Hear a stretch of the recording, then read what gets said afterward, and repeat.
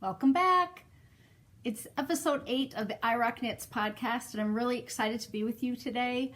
I've got my festive, joyful shirt on because I'm feeling joyful. We got snow in Minnesota while I was gone this past weekend, so I came home to everything looking really white and Christmassy. My outside planter boxes below my windows were full of beautiful greenery and red berries, and my pots just look great with a little bit of snow on them. So if you're from Minnesota, we have to embrace it, right? Because otherwise we would be so sad for such a long period of time every year. I walked this morning at the dog park in the snow, and you know, Cody never minds. I've got a 75-pound chocolate labradoodle, and he is full of energy still at 8 years old, and he just loved playing with this Irish setter and rolling in the snow this morning. So that was really fun too. So I'm up and going and got most of my stuff organized here today. And so let's get started. Last time I gave a Hiro pattern away, and I drew a name for that. And the winner is dnyquist, Deb in Wisconsin. And I also gave away a stitch row counter that is laying right here in the little bag. You know, it was that little one with the rings that you can count your rows. And that goes to DimeStoreDreamer. She didn't have a name on her Ravelry profile or a place that she lives. Sometimes that's kind of frustrating. I know people want their privacy, but I want to know who you are. I want to know where I'm going to mail this to. So go out and put your name on. Make up a name if you have to. Give me your state. Make it up. It'll just make me feel better. Today's sweater is the Irish coffee. I have knit 2 of this sweater and I absolutely love it. In my class, as I'm teaching the sweater workshop, 50 Shades of Sweaters, or bellies, boobs, and butts, we all have them, which I taught this weekend in Ohio, and we'll talk about that a little bit later. I usually give people a tip of the top 3 or top 5 sweaters that I would knit again, or that I think everyone in the class should try on at the break or at the end of the class. And this is one of them. This is probably number 1 that I tell most people to try on because of a couple of things. And so we're going to talk about those. Number 1, it's a raglan shaped sweater. So here's your raglan line. And you can see it over on this one too, right there, it starts. But there's ribbing at the raglan. So it pulls in any of that extra yarn you might have right here in this section. If you have to make it a little bit longer because you're bustier, sometimes you have to make that raglan longer to get the right circumference for your bust to fit. And so then you'll get a little bit of extra material underneath there. And so the ribbing on this helps with that. And then, oh, I should tell you who this is by. I've got it right here. This is the Irish Coffee by Baby Cocktails, or Thea Colman. And this is what she says about it before I get too far ahead of myself. The pattern is written for a body skimming fit through the waist and over the hips. It's not meant to be tight, and it's not intended to flare either. I suggest choosing a size that allows for about 3 inches of ease at the bust. Length as written is intended to fall around mid-thigh. So it's a tunic length, which is good for a lot of people because you can kind of decide if it's going to hit you in many different places, and it can work for a lot of different adjustments for height if you're long-legged or short-waisted or long-waisted.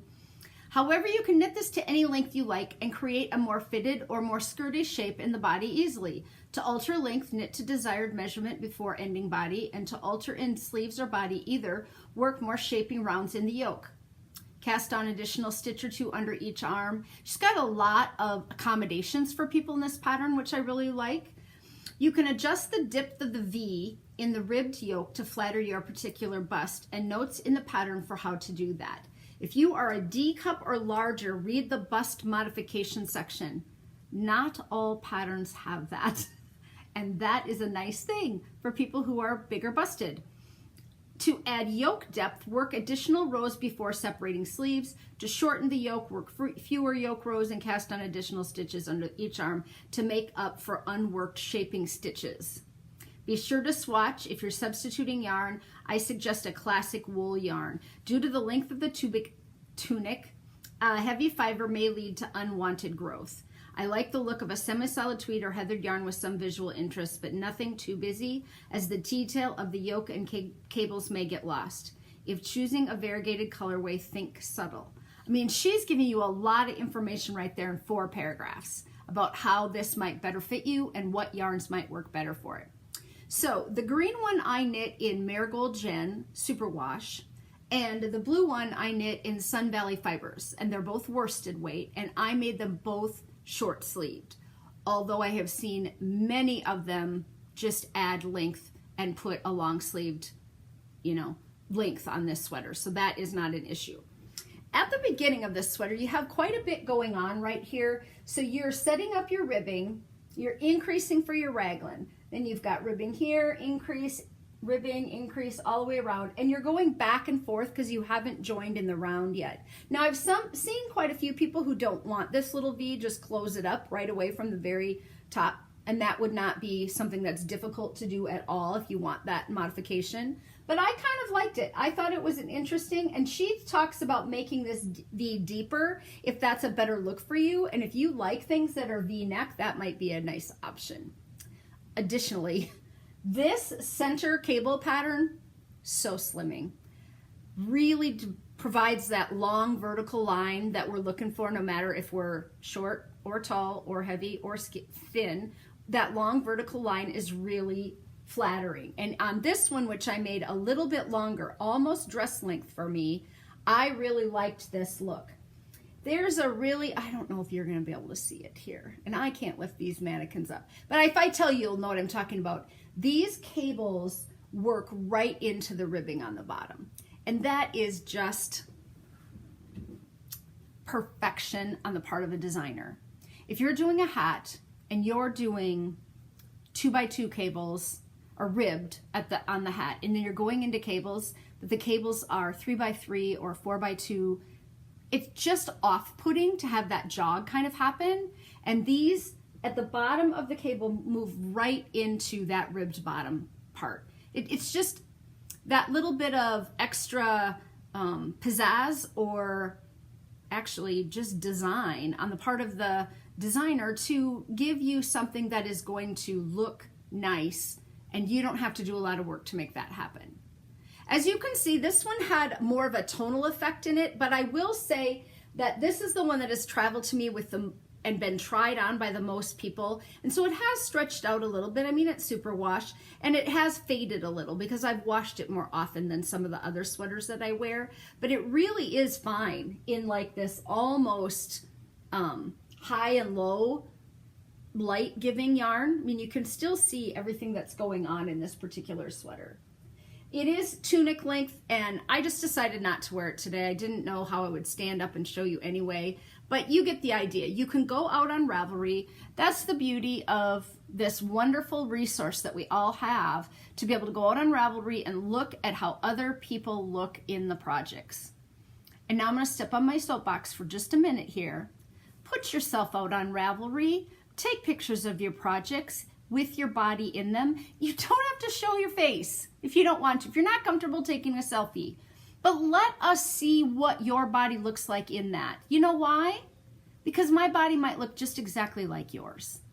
And that's just a nice service to provide for everyone else that's using. Let's be interactive. Let's provide help to other people. Maybe I've got a body that's just like yours, and I can't see anybody in my body shape.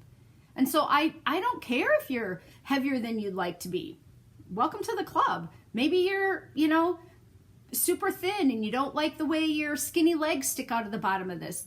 Cut them off. Show us what you look like in the part of the sweater that is, what we would like to see, so that we can all benefit from maybe being able to make better choices about what will fit us. I will just say, though, that more people try this on kind of doubtfully in my class and then go over to the mirror and go, you're right, this is flattering on me. This looks really nice on me. So I don't know if I can flip this around, but maybe I can. The back has that same panel that goes all the way down, and this ribbing works right into this panel. So you've got that going up the front and the back. I don't remember if there's waist shaping, and I didn't print out the whole pattern. There might be, and I didn't do it. We won't go into that.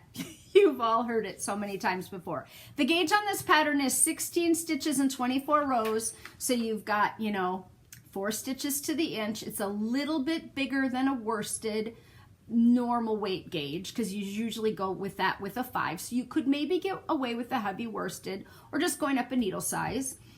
Or if you have a DK or sport weight yarn, because you live in a warmer climate, you want something to be a little bit lighter weight for you, then just knit one size bigger, go up a size and go down in your needle and your gauge. Your gauge will be tighter, and then look at your numbers. If you've never done that before, maybe I'll do a tutorial on that at some point. Give me a note, put a note out on the Ravelry page. Yeah, I didn't start with that today. You can find me at Irocknits.com. That is my kind of little personal website that's not too fancy yet, but it has my list of my teaching schedules. It has some interesting videos out on it. It's also got the classes that I teach. So if you're interested in having me come to your local yarn store or traveling to your area of the country, my classes are out there, so you can just show it to your yarn store owner. You can find me on Ravelry as Irocknits, Instagram as Irocknits, and I have a Facebook page called Irocknits Designs. So you can pretty much find me anywhere if you need to ask me a question or you want to follow up with something that I talked about on the podcast that maybe I wasn't being clear on. Let me tell you quickly about Vogue Knitting Live. I forgot to talk about it last time because remember I was in a hurry. My mom had surgery. Thank you for so many of you sending your thoughts and prayers. She could still really use them. She's in a lot of pain. She cries when I call. It's hard to hear your mom cry. But we knew that this was going to be a tough go. And we're hoping by Christmas that she'll be feeling quite a bit better. But Vogue Knitting Live happened at the beginning of November, and it was at the Minneapolis Convention Center. And I don't always take classes. I took so many classes for so many years. I felt like for a while there that I was just kind of burnt out on going to an event and taking a class and a class and a class, and then feeling kind of like my overworked my brain because I couldn't remember everything. But this year I said to my husband, I think I'm going to sign up for a couple of classes. I haven't taken a class in a little while. I really enjoyed taking them in the spring when I took a couple classes at Yarn Over. And so I signed up for Josh Bennett's all-day design workshop. Josh Bennett is a designer in New York City. He works for Bergdorf Goodman. He is their sweater designer extraordinaire. He does the sweater design for the Marvel movies, for the last 2 Marvel movies. He's come out with a collection to go with the movie. And I just thought it might be really good for me to learn a little bit more about design through his eyes. And it was an all-day class, and it was kind of around inspiration and designing your own collection. I'm not sure it was worth a full-day class because I don't want to design a knitwear collection. There were people in the class who definitely want to do that, and I could really, I could tell, but a couple people didn't come back after lunch because I think we got everything we wanted out of the class in the morning. Him talking about his career, how he built it, how he went to school in New York. He got in, 2,000 or 3,000 applicants, 25 spots, and then how he hustled, just did the hustle to kind of get his career going and get, to work for some really great companies, and how he came about doing some design for Vogue in their magazine. And so I felt like that part of it was everything I kind of wanted in a nutshell to know about him and how he does things. And then he let us spend time designing our own collection. We had to sketch. I'm not a sketcher. We had to draw. We had to make ideas. We had to come up with a theme or an inspiration piece. He wanted us to do a number of pieces based on the same theme. And I guess that's where things fell down for me a little bit, is because I put up individual patterns one at a time on Ravelry. And I'm probably not going to do 6 sweaters with a cable pattern down the front for a collection. I mean, I don't ever plan to have a collection walk a runway, and he does. That's how he works. He works through by season and by collection. He sells 6 sweaters every year to Bergdorf Goodman, and then they offer them to extraordinary clientele, lots of money, for $1,200 each, and I think they make like 6, and that's it. So 36 sweaters are made. The same men can buy all 6. They have this email, and none of them never make the store. He said you can never go in and see my sweater collection at the store because they're sold. They're hand knit, then he puts them together. He has a team of people who work for him, and then, but for me, I felt a little like I was doing all this work. I came up with kind of a clever idea that could maybe be an ebook down the road, where I have these patterns that I publish, but he was going to do, he said, work through lunch. I wasn't going to work through lunch. I wanted to go shopping with my friends. And so I didn't, but some people did. And then when we came back in the afternoon, he did one-on-ones with people, so you could sit down with him. And we had a snowstorm the night before Vogue, and so I was late to class on Friday morning. Traffic was horrific. I'm about 35 minutes from downtown, 40 at the most, and I left an hour and a half early, and I was 10 minutes late to class. Go figure. So were several other people, and they knew that was happening. So I was sitting in the front row because I came in late, so I was in the front row. So I got to listen to him talk to person after person who went up and shared their inspiration, their design idea, their collection, what it was all about. And then we took a break, and he said he was happy to stay into the evening and work with people because he didn't have anything, and he was gonna have each of us present our collection to the class. And I opted out. I just felt like there are people here who really want this one-on-one time with him. They want to hear his feedback. They want to present to a store or a company. They want to sell their product. And that just is not where I'm at in my career. I mean, come on, I'm 58 years old. I'm not going to move to New York City. I'm not involved in the fashion industry in Minneapolis. I didn't feel bad about it. I just thought I'm just going to let those people have the time. And I don't know how late they stayed. But about 4 o'clock, I just went back to the market and shopped a little bit more before I headed home. So that it was absolutely worth the class. And if you are an aspiring designer or a fashion institute, a graduate from anywhere, then the class was amazing. I think he teaches this class probably at FIT and teaches it to up and coming wannabe fashion knitwear designers. That's what it felt like to me. Like he was just plopping this class into the Vogue scene because it worked for him there.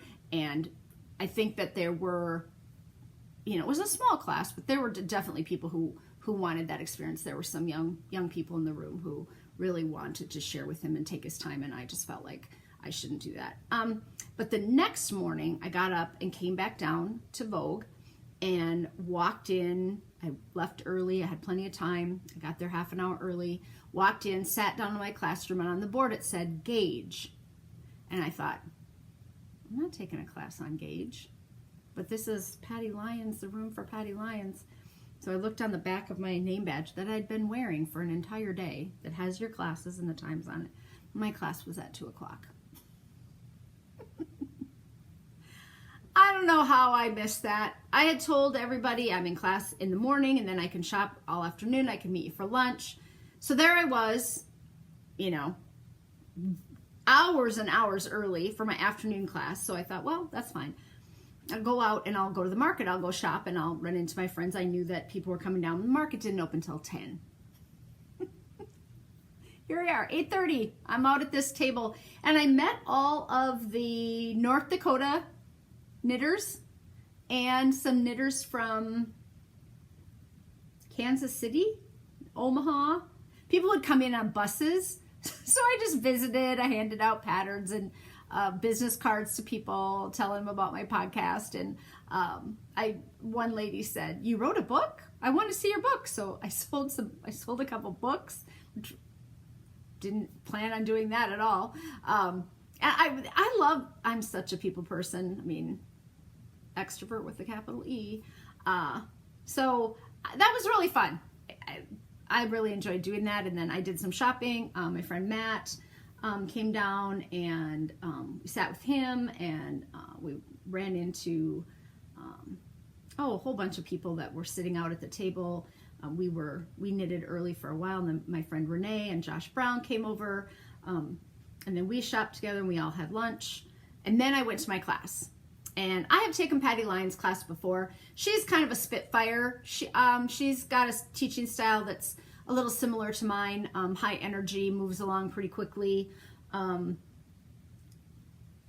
would say in the first 10 minutes, the class could have been over. I learned several things in the first 10 minutes. It was a tips and tricks class on professional polish and finishing your items to a higher degree of professionalism in design, and it just spot on things. So the one of the first things we learned was how to pick up a stitch and put it back on the needles when you are casting on and a stitch falls off the needles. I really need that skill with my beginner knitters, because they will come up and hold up their 2 needles and they'll say, something happened, and they're panicked and they're shaking, and there are 2 long bars of yarn in between the 2 needles. And it's fairly obvious that either 1 or 2 stitches has fallen off. I don't think that's as common with, experienced knitter, that on your cast on row, a stitch falls off. But she showed us how to do it 2 different ways, one with a needle and one with a crochet hook. And I was just like, yes, I can put that. I usually can get it back on, but it takes a lot of finessing, and I try to do a long tail cast on with my fingers in those 2 bars and get it up there and do the long tail cast on and get it back on in between. And so this was just, I'm sure there's probably a YouTube video out there on how to do it, and Patty Lyons has a huge amount of DVDs available with all of her tips and tricks and things. I own a couple of them. But we went through a number of different ways to make things look better. Just highly, highly valuable information. Very worth it. Oh, I have a truck coming in the driveway. It's Christmas, things get delivered daily. I'm such an online shopper. Stuff comes quite often. Oh, that might even be the prize for the knit along that I don't have yet. So maybe, we'll see. Okay, and then this weekend I went to Columbus, Ohio to the Holiday Stitch Escape that was sponsored by 614 Knit Studio and Andrea and Jennifer. I had a ball. I have not traveled to an event yet that there were other teachers at the event. I have traveled to events where I am the teacher, but as you get more popular or kind of break into the industry, you get invited to bigger events where they're going to have more than one teacher, and I was really excited because there are going to be several other teachers there. So I was there Friday morning. I met Amber, the yarn hoarder, and Stacy of Stacy Knits. Stacy is my test sample knitter. There's Stacy. This is episode 8, and I said your name every single time. She said, I figure one of these times you're not going to mention me, Cori.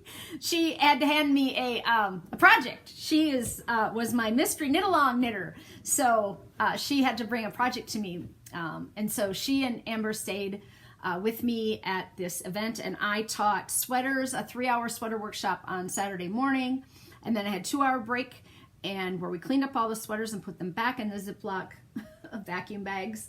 And thank goodness for those guys helping me, because that's a big job to put 60 sweaters back in boxes. And then the afternoon from 2 to 5, I taught shawls. And then we packed up the shawls, and then there was a 3-hour break. There was a vendor market during that entire time. There was another class going on. Olga Jazzy was teaching in the room next to mine. And then after that, about 8 o'clock that night, there was a yarn toss. Everybody got beautiful yarn.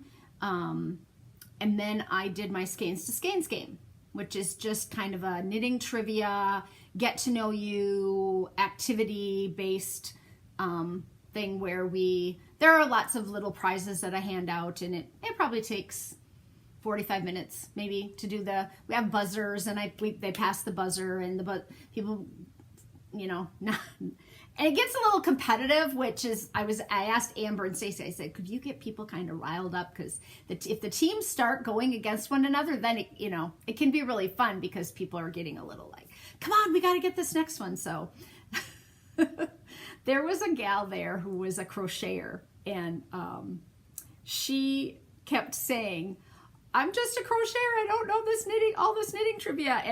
And then there was a Harry Potter question, and she came out of her chair and she said, push the buzzer. Oh, it was so funny, because she knew the answer right away, and she was just, yeah. So I have to tease her a little bit, because she just made everyone have such a good time. It was just very fun. So let's see what I got while I was there, because this is Confessions from a Woman Who Shopped. The first thing that I bought on Friday, we went around to 2 or 3 yarn stores in the area just to see what they had. And the second shop we went to was called the Yarn Shop, and it was probably the biggest yarn store I've been in. I mean, we have a lot of yarn stores in the Twin Cities, but this store was huge, 3,000 square feet. Great button collection, huge button collection. I spent quite a bit of time looking at buttons. Oh, I bought slippers there. Slippers, little fuzzy, fleece-lined velour slippers with a sheep on one toe and a sweater on the other toe. Really cute, really cute. And then I bought this. I bought one more skein of Malabrigo Rasta in the Azul Profundo colorway to make one more holy cow. So I think I have one more person to give to, and I couldn't quite remember, but I have a blue and black tweedy dress. So if I don't need one more, I might make this and just give it to myself. Then at the market, they had so many good vendors there and so much yarn. Andrea is hoping to do this next year as well, and make it an annual thing. The venue was stunning. It's an old hotel and conference center, nationwide conference center, but it's been completely remodeled, and they had Christmas trees and garland everywhere and fireplaces burning, and I mean, it was just very, very nice. But the vendor market was 2 rooms, probably 5 or 6 vendors in each room, mostly yarn. Couple, there were some bag makers. Andrea had a lot of stuff from her shop. But my theory or rule about teaching is that if I go somewhere to teach, I don't get to buy yarn, because otherwise I don't come home with a paycheck, and then that is not sustainable long term. Is just to go and continue to buy large quantities of yarn. So I usually try really hard when I go into yarn store just to teach, and then because I teach so much in the metro area that I can go back if I really want to buy something, but I try not to. But since I wasn't going to see, I had this beautiful blue tweed sweater quantity picked out, but I told myself, you have 60 some sweaters quantities at home. So this is what I bought. This is, oh, don't be too bright here. There we go. This is by Bewitched Pigments Fiber Arts Company.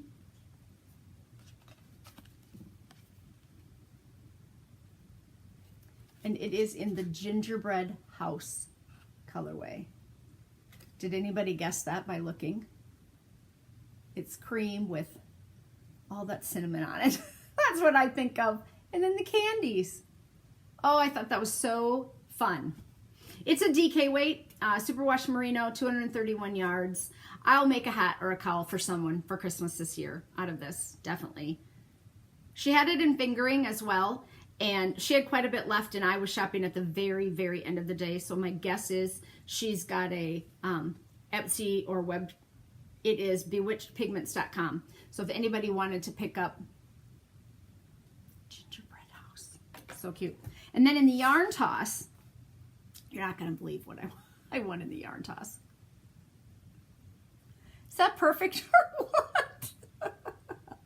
I mean, it is. I couldn't be any more of a Cori color. It probably got thrown back because somebody said, I don't want orange. No, I don't know. And I grabbed it. It's River Twist Mountain Colors in the Hot Springs colorway. And that'll just make a glorious hat or cowl. I think I have some other mountain colors in my stash in this River Twist. And I think I have a scarf that I was going to make out of a bunch of this. Kind of almost a wrap.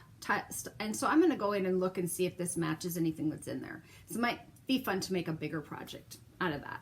But there. So 2 skeins purchased, both probably for Christmas gifts, and then 1 skein that I won myself. So that was kind of fun. Let's talk just for a little bit about short rows.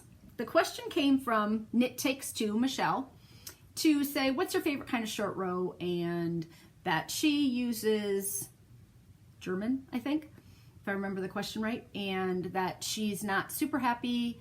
She has tried also using the Fish Lips Kiss heel turn, but doesn't like the way it looks. I usually use wrap and turn. You know, I'm old. I learned on bamboo needles. I use wood needles now. I use DPNs because knitting socks on 2 circs or magic loop was not a thing. And then, short rows were wrap and turn. That's what we had.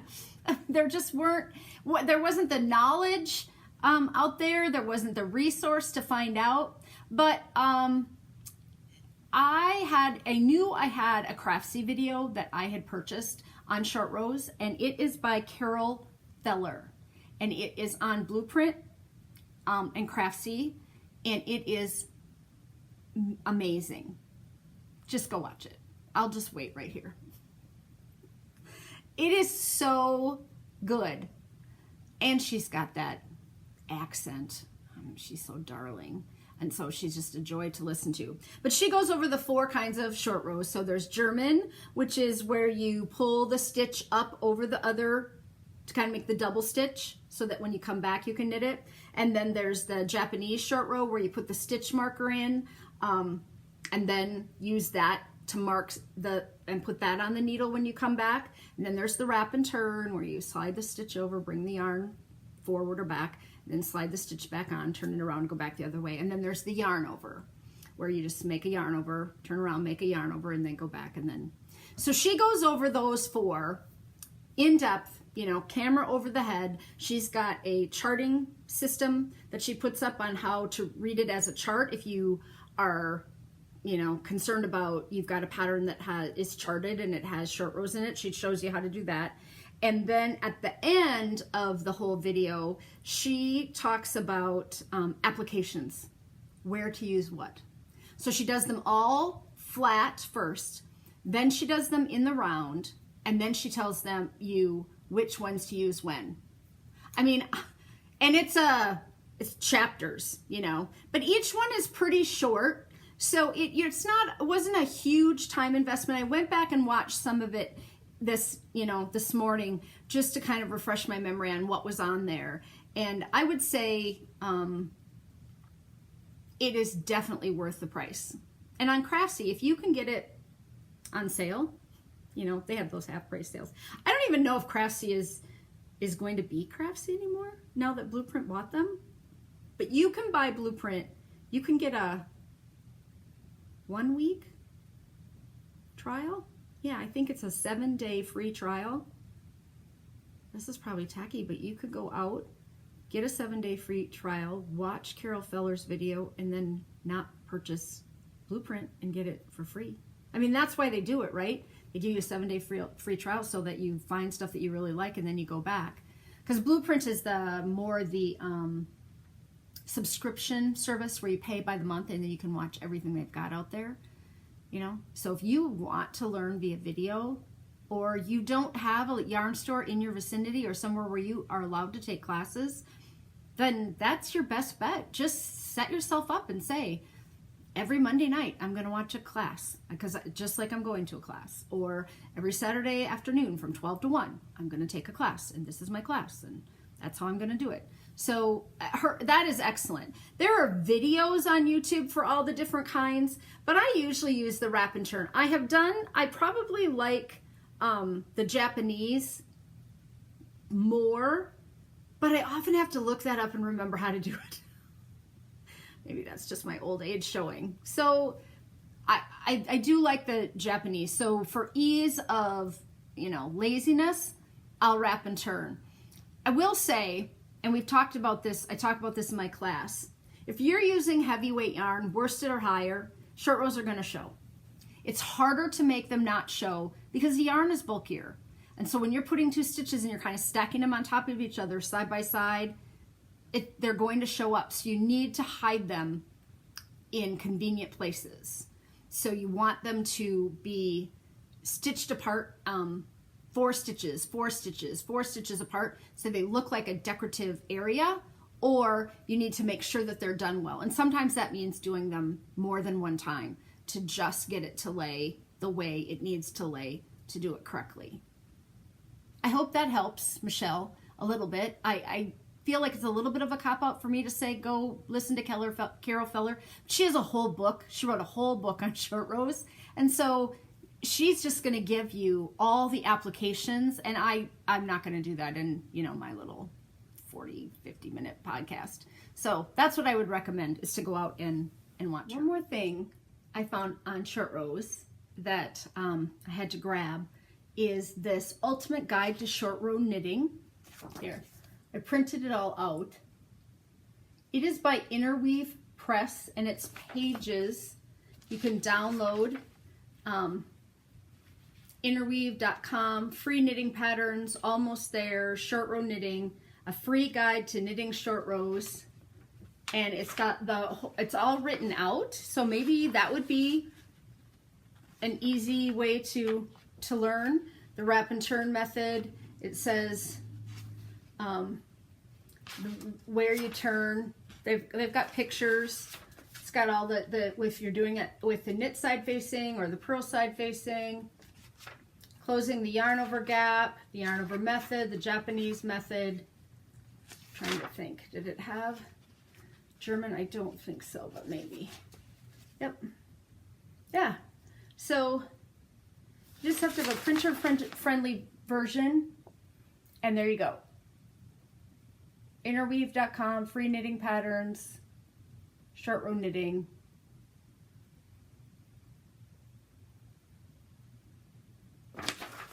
So there's another resource for you. Hope that helps.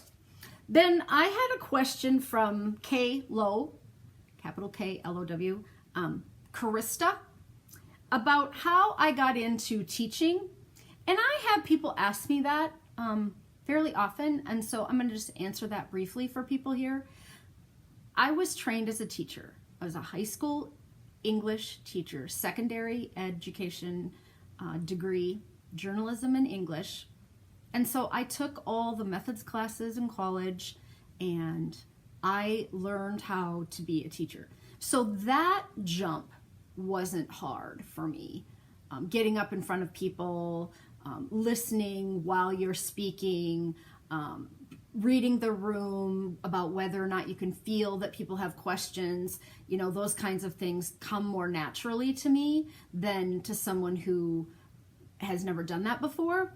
But I think probably now, knowing what I know, the best way to get started in teaching would be to go to your local library system or your local community education system and offer to teach a class. And maybe not even charge too much for it, so that you can get the experience and the practice teaching 3 or 4 people how to knit. And then you can have that experience to move on to teaching maybe in a yarn store or in an event or something like that. My local library system offers my beginning knitting classes for free. They pay me through a fund, but they offer them for free, so the classes are always full. And I hadn't taught a lot of beginning knitting for a while. And sometimes that's a training ground. Beginner knitters, it's tough. Especially adult women, they can be really hard on themselves and not always very patient with the learning process. And so there has to be a lot of motivation and kind of pumping people up and saying, you know, it's going to take 2 or 3 rows for your brain to teach your fingers what to do. So give yourself 2 or 3 rows, not 2 or 3 stitches, right? Like things like that, where you're reminding them that they're not children learning who usually don't care if they fail. Young children, right? Like they're not as down, and women will often say, I can't get it within the first couple of stitches if they're that kind of personality. So yeah, I would say starting in a library system might be, or community ed. I've done community ed once, and that, you know, filled too. I can do 8 students in a beginning knitting class, but I'm running around the table the whole time. I mean, I'm moving. And I can fix anything that they have a problem with as I move around the table. Like I'm quick at fixing it. And so if you're just learning, I teach a hat. That's the first thing I teach. I teach a hat. I teach knitting the first lesson. I teach purling and ribbing the second lesson. And I teach decreasing the third lesson. So we learn how to knit in the first lesson. I cast on for everyone. And then at the end of that class, after they've practiced the knitting for an hour and a half, or we've gone through supplies and things they need, and that they practice that knit stitch, then I do the knitted cast on right before they go home. Then they have to come back the next week with the hat cast on, and then I teach them the purl on other needles and other yarn, or on their practice sample, and then we do knit 2 purl 2 before they go home that time, and they're supposed to do their ribbing and a section of their stockinette, and that's a lot. That's a lot to get done. I wish the class were 4 weeks, but the library has found that 4-week classes don't sell. People don't want to commit for a month. They'll commit for 3 weeks and they won't commit for 4. So there's a tip. That's what my library system has found, that, you know, people won't commit for 4. So that's what I teach. A lot of people teach a dishcloth, because you can teach all the different stitches cast on a dishcloth. I don't love teaching new knitters with cotton. So, and my library provides the yarn and the needles for the people in the class. They have to turn the needles back in at the end. So I have gone out and bought sets, size 8, 16-inch circular needles that I can sell to them, so that when they turn their needles back in, they can have a pair at the end, and then they just buy them from me. But yeah, I hope that answers, Krista, your question. I answered that at length on Ravelry. I gave her a whole paragraph about how I got started and how I did that. But when I started teaching felting classes. Felting was huge during that time. It was 2000, 2001, 2003, 2004, yeah. And people were felting everything. I have a lot of felting projects out on Ravelry because I wrote patterns for felted bags and hats and mittens. And so that's what I taught. And that's a great thing to teach for first class if someone wants to make a felted bag, because they can knit most of it and they don't have to purl too much.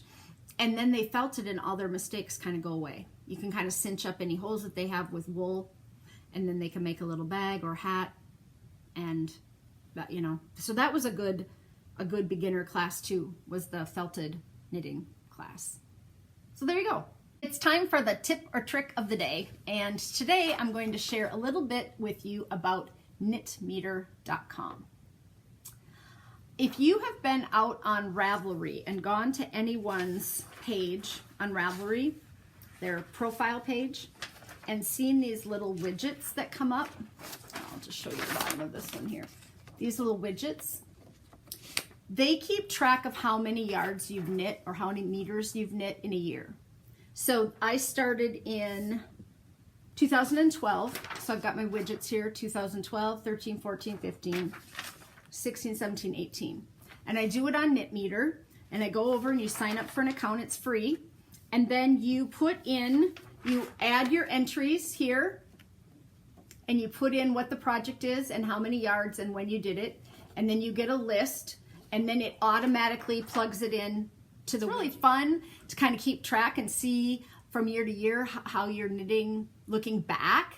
It's not as important to me in the time because I am. Let's be honest. I'm kind of a production knitter. I like the product. I want to knit fast and I want to get things done. So it's a lie to say that it doesn't matter. But I'm kind of more of a production knitter, and I like to have goals and see if I can improve. So yeah, so far this year, oh, that's from this year, 9,275. But last year I knit 23,382 yards. In 2016, before we started the book, I knit 35,548. And then going back, 28,000, 36,000, 37,000, and 45,000.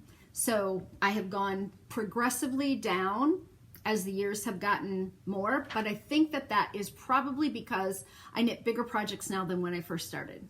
So I didn't get them done quite as quickly. It's a fun thing to make. You get to pick your colors. So when you're in the knitmeter.com site, you get to pick like a blue background and a red frame, and you get to pick a purple and then, pink. So they have the instructions for adding the widget to your website or your blog.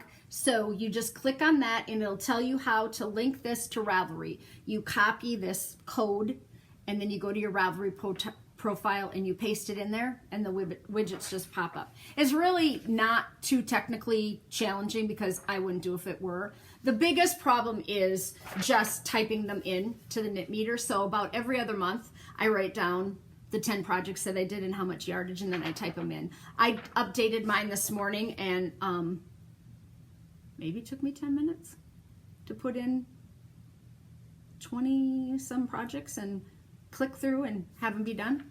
It's kind of fun. If you have never done that before, on Ravelry they also have a create your own visited map of the United States, and that's the link to it right there on my page. So you can also keep track of all the places that you've been. The reason that I think people were doing this for a while is because if you'd been there, then you'd probably gone to the yarn store in that city or state. But I have that on there too. Some places that I still need to go to visit in the United States. So that's knitmeter.com. There's your tip of the day today for adding things to Ravelry.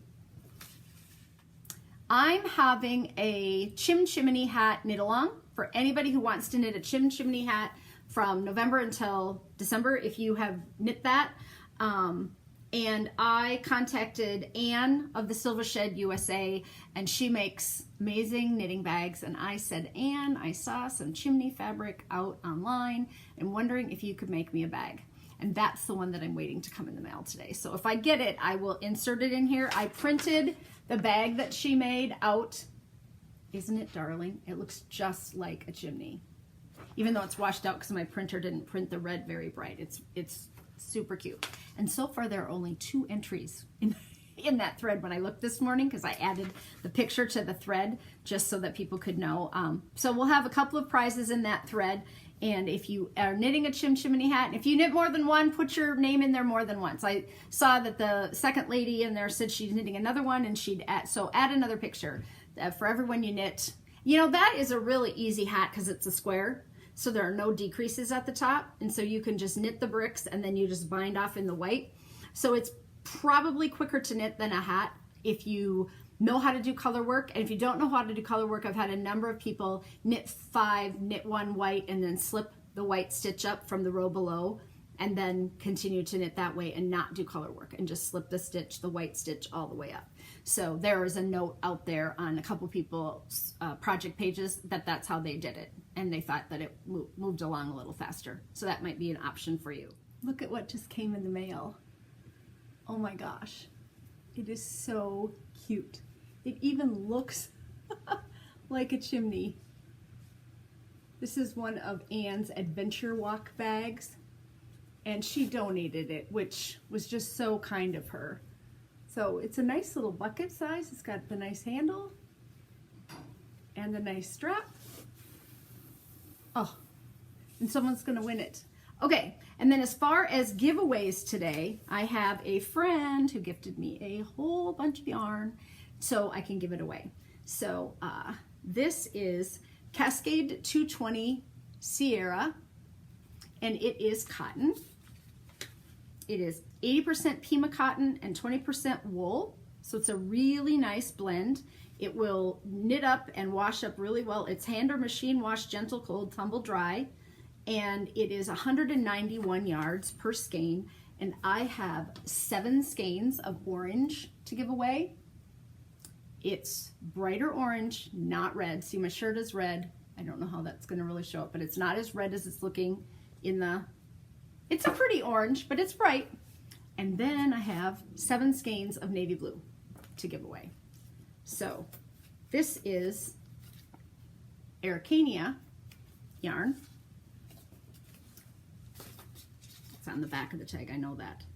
The fiber content is 100% cotton. The gauge is 22 stitches to 4 inches. The yardage is 202 yards to 100 grams. So there is just a slight bit more in each skein of this, and I have 7 skeins of the navy blue. I can't reach it all. You can see there's a ton of it. So if you want blue, you'll go out and look at the blue thread and put your name in there. If you want orange, put your name in the orange thread, and I will give those away. I'm really heavy on giveaways today, but I have one more item that I want to give away. I ordered some wooden owl buttons. They're really pretty.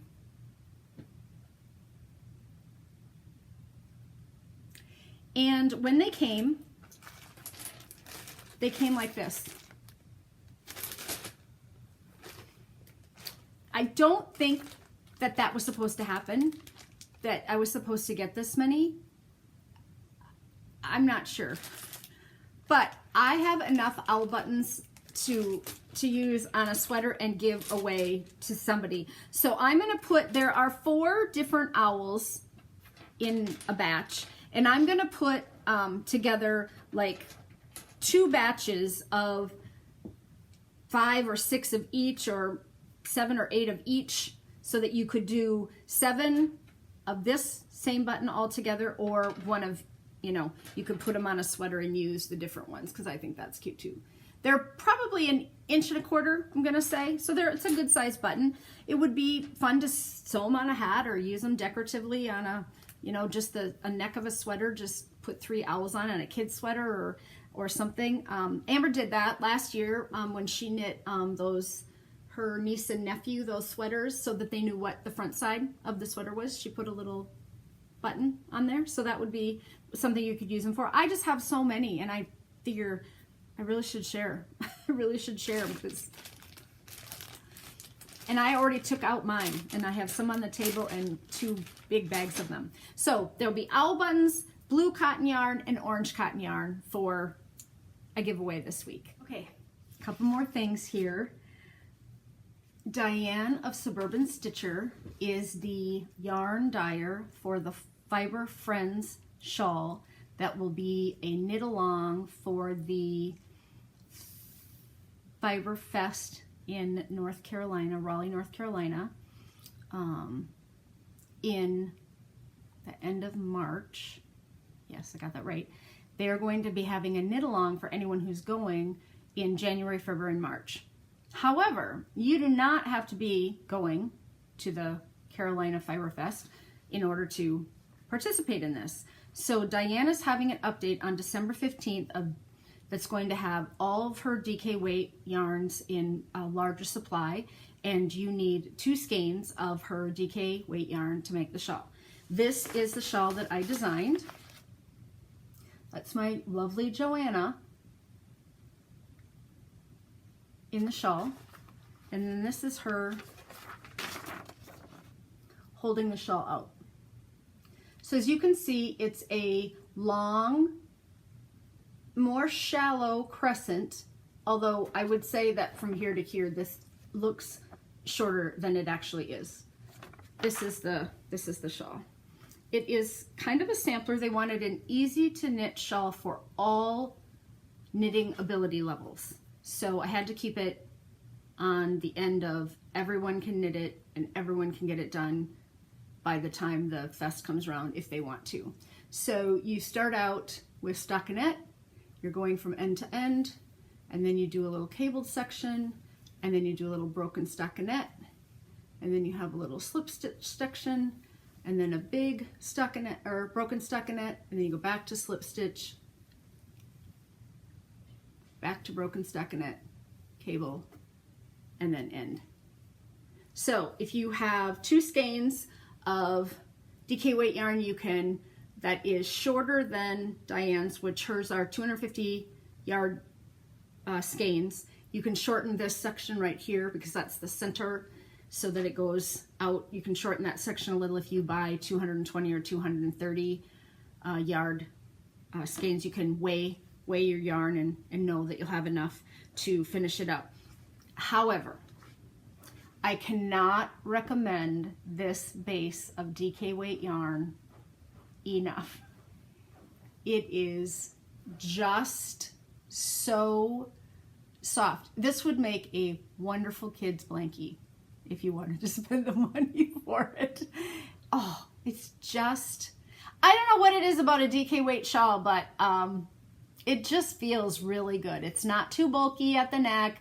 It's long enough, definitely long enough to wrap around yourself. This colorway is called Faded Lavender. I wrote the pattern as a tribute to my friend Mary Brown in my knitting group, who had a birthday in September, and I dedicated the pattern to her and wrote her a little poem about our knitting group and what her friendship has meant to me over these last 12 or 13 years that we've been knitting together twice a week.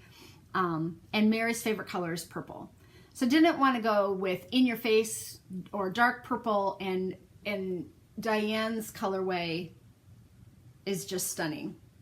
And she's got a number of really pretty colorways in her shop. I'm so thankful for her support of doing this for the Carolina Fiber Fest. The test knitters have just finished up the test knit, and I got an email today from the second one saying she didn't find anything else that, so I should send that to my graphic designer any day now, and then as soon as it comes back from her, the photos are already ready to drop into the pattern because we had those taken. The pattern should be up on Ravelry, so well in advance of the knit along in December, or starting in January, but the shop update is December 15th. So if you wanted to mark it on your calendar and buy yourself 2 DK weight skeins of yarn for Christmas to put in your stocking, you can tell your husband or your significant other or your partner, Cori said so. Cori said I needed to do this and buy it for myself and put it under the tree. You can just pretend like I snuck in and put it under there for you. And then the second item that I have coming out went on sale today. Steve and Andy of Leadingman Fiber Arts are putting up 4 gradient fingering weight sets of yarn. So 2 gradients in each set. So there are 4 color choices for the mystery knit along that is going to be called the 12 Days of Knitting MCAL. That will start the day after Christmas. You will get clues 12 days in a row for the 12 days after the holidays, when hopefully things have settled down and it's a little more calm and there's not this crazy, advent calendar stuff and everybody doing, Christmas knitting.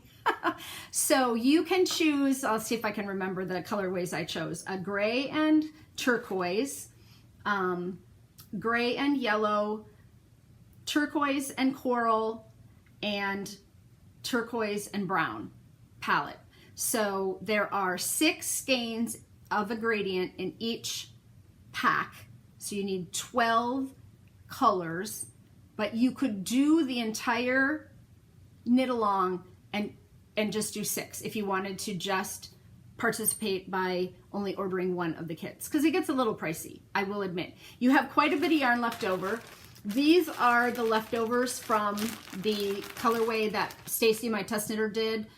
So you have, about half, it's iffy. I have to go in and weigh these to put them on the pattern and double check the yardage amounts, but you have a good chunk of the yarn left over.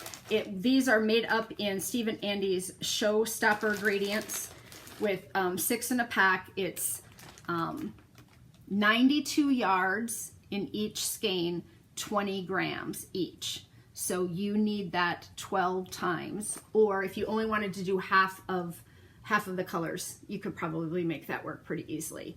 I can't give too much away here. It is an accessory that you're making, but I took pictures today of the sample, and that will go up in a spoiler thread hopefully by tomorrow. I have some other work that's due tonight, so hopefully that spoiler thread will go up in the Ravelry group tomorrow. So if you want to see what the item is and what you're knitting and what it looks like, then you can go out there and ask questions, and I will know that I'm not giving too much away to anybody.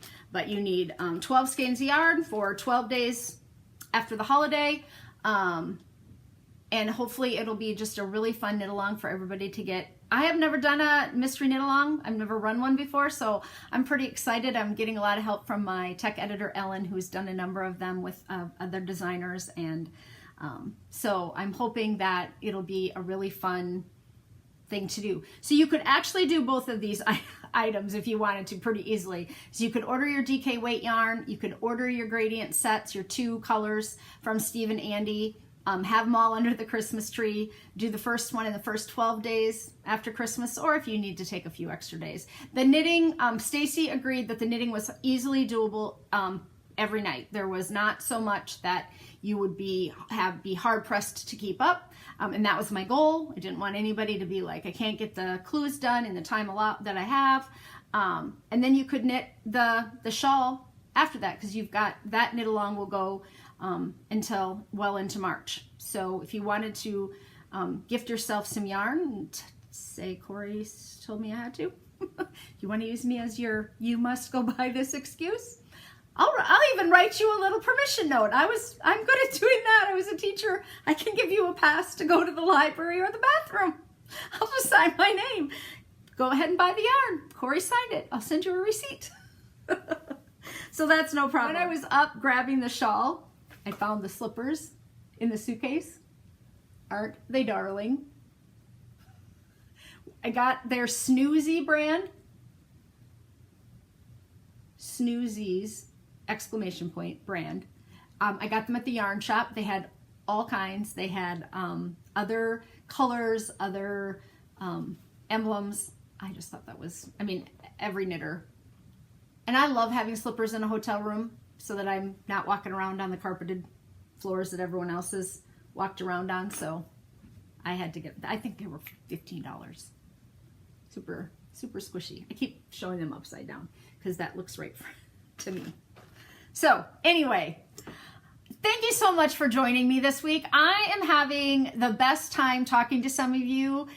It has just been so much fun to talk about sweaters and tell people about my love and passion of knitting sweaters and how we can make them work for us, and kind of getting people excited, enthusiastic about knitting more sweaters. You know, it's just that old adage, you know, how do you eat an elephant? One bite at a time. How do you knit a sweater? One row at a time. You can absolutely do it. I believe in all of you and the ability to get something to fit you. We've talked about how to make that happen by laying out something that already fits you on the bed or the table and measuring as you go and holding up the item that you're knitting to it so that you can really, you know, and especially if it's something that you love to wear, find that first. If you like tunic length items because you love leggings or skinny jeans, go for it. This is a great sweater to do it on.